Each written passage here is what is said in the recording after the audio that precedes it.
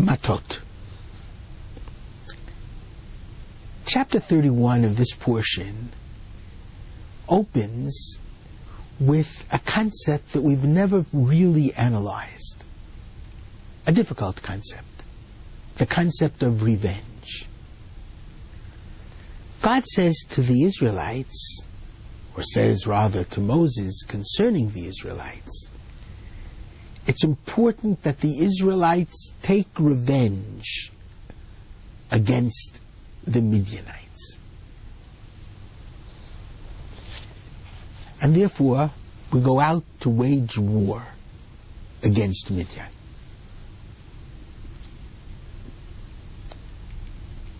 You remember that Midian has acted very negatively towards Israel. Firstly, Midian joined together with Moab to hire Balaam, the Gentile prophet, to curse Israel. And to curse Israel with destruction. They didn't succeed, because Balaam could not say anything that God did not want him to say. But nevertheless, obviously, Midian was willing to pay a great deal of money for the cursing to take place. And then, Midian sent its women to seduce the Israelites, to turn the Israelites away from their godly mission,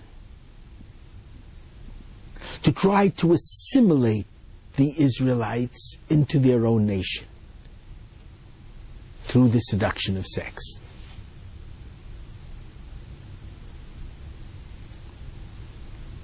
And therefore God says, I want you to take revenge on Midian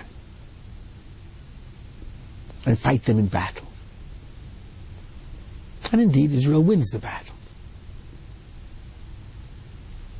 But what is strange is, why is it against Midian they're to take revenge and not against Moab?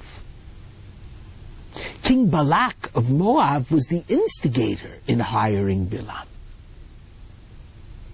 The Moabite women likewise seduced the Israelite men. So why does the Torah, does our Bible, target Midian and speak of our punishment of Midian, who tried to destroy us, first by cursing us, or having a soothsayer curse us, and then by seducing our men and causing us to assimilate and turn to idolatry? Why is it against Midian and not against Moab, the real instigator of both things?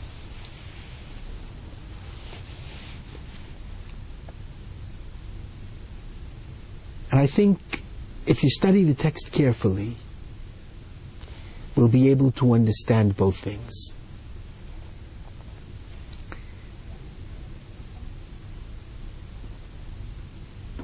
Revenge finds its place within the Bible.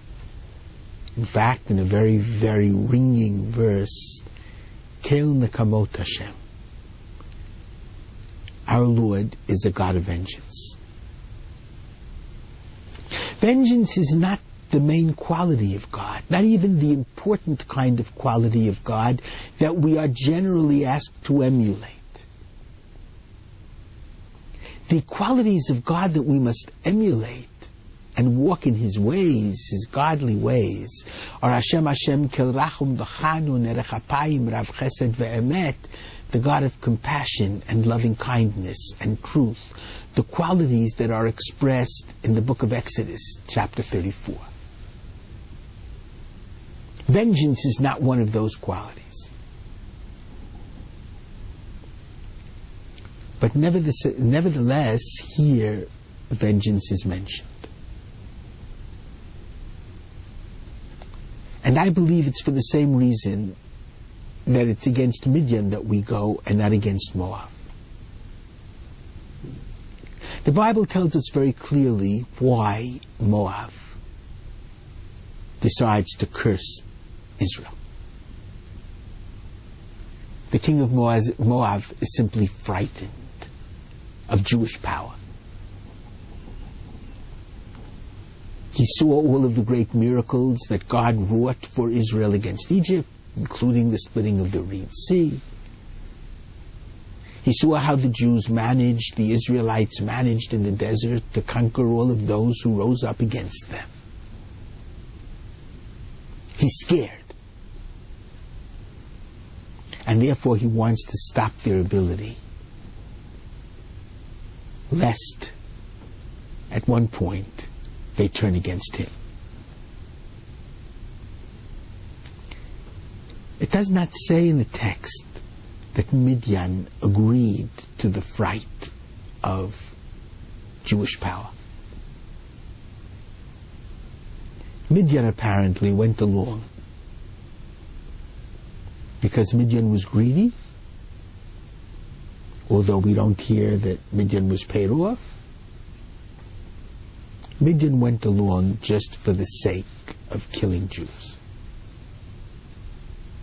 Midian went along because when they saw that Moab wanted to get Israel, they decided that they will try to get Israel as well.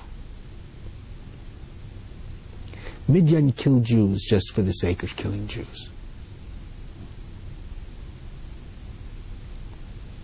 For this, the Jews have to take revenge.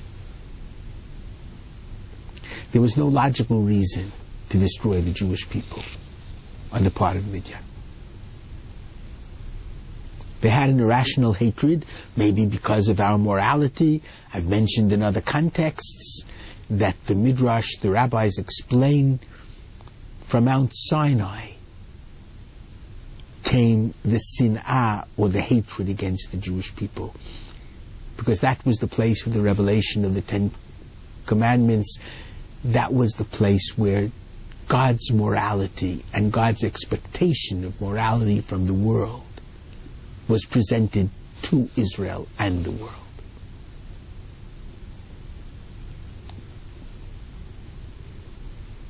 And perhaps that's why the nations hate us, because of our message of morality, of thou shalt not commit adultery, thou shalt not steal, thou shalt not murder.